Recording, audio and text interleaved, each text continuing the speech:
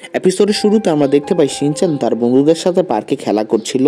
তখনই কাজামা বলতে শুরু করে কি তোমরা সেই লাকি আইসক্রিমটার কথা শুনেছো? সেই আইসক্রিমটা যেই খায় না কেন তার ভাগ্য একদম ভালো হয়ে যায়। তখন এই ব্যাপারে সবাই এক্সাইটেড হয়ে যায় আর সবাই চিন্তা করতে শুরু করে যে তারা যদি সেই আইসক্রিমটা পেয়ে যায় তাহলে তাদের ভাগ্য অনেক ভালো হয়ে যাবে আর তারা জীবনে অনেক আনন্দ করতে পারবে।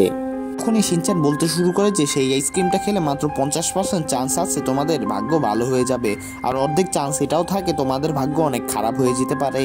তখন কাজামা অনেক বিরক্তির সুরে বলে যে আউটকাম কি আসবে সেটা আমাদের পরে দেখা উচিত, আগে আমাদের সেই আইসক্রিমটা ট্রাই করা উচিত।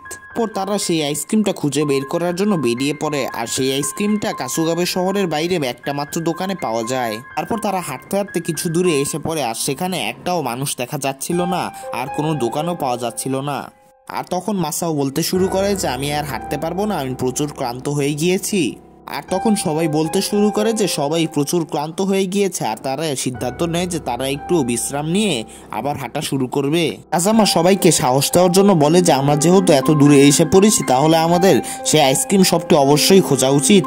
ঘন্টা পরে তারা হাঁটতে হাঁটতে আবারও সেই জায়গায় ফিরে আসে যেখান থেকে তারা শুরু করেছিল, আর এটা থেকে আমরা বুঝতে পারি যে তারা হারিয়ে গিয়েছে। আর তাদের আস্তে আস্তে এমন মনে হচ্ছিল যে কিছু একটা তো আছে যেটা তাদের সেই দোকানে পৌঁছানোর থেকে আটকাচ্ছে।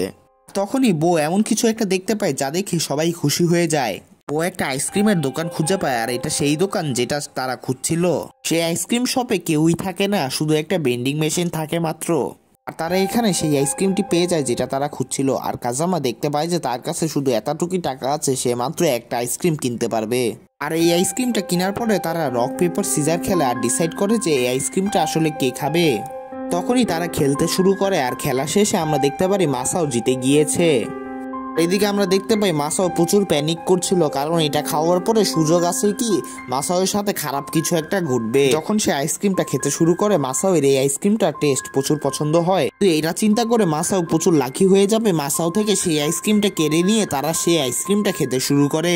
যখন তারা সেই আইসক্রিমটা খেয়ে শেষ করে তারা জানতে পারে যে তারা তাদের বাসায় যাওয়ার রাস্তা ভুলে গিয়েছে আর তারা তাদের বাসার রাস্তা খুঁজে পাচ্ছিল না।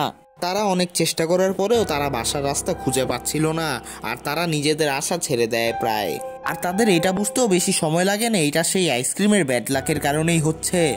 তখনই মাসাও জোরে জোরে কাঁদতে শুরু করে আর তখনই তারা তাদের পিছনে একটা বড় ছায়া দেখতে পায়। তারা এটা দেখে প্রথমে কিছুটা ভয় পেয়ে যায়, তখন বুঝতে পারে এটা প্রিন্সিপাল স্যার। আর এটা দেখে তারা সবাই খুশি হয়ে যায়। এপিসোডের শেষে আমরা দেখতে পাই প্রিন্সিপাল স্যার তাদেরকে বলছিল যে তোমরা আর কখনো সেখানে যেও না, কারণ সেটা একটা অভিশপ্ত জায়গা আর সেখানে একবার হারিয়ে গেলে কেউ আর ফেরত আসতে পারে না। আর এদিকেই এই এপিসোডটা শেষ হয়।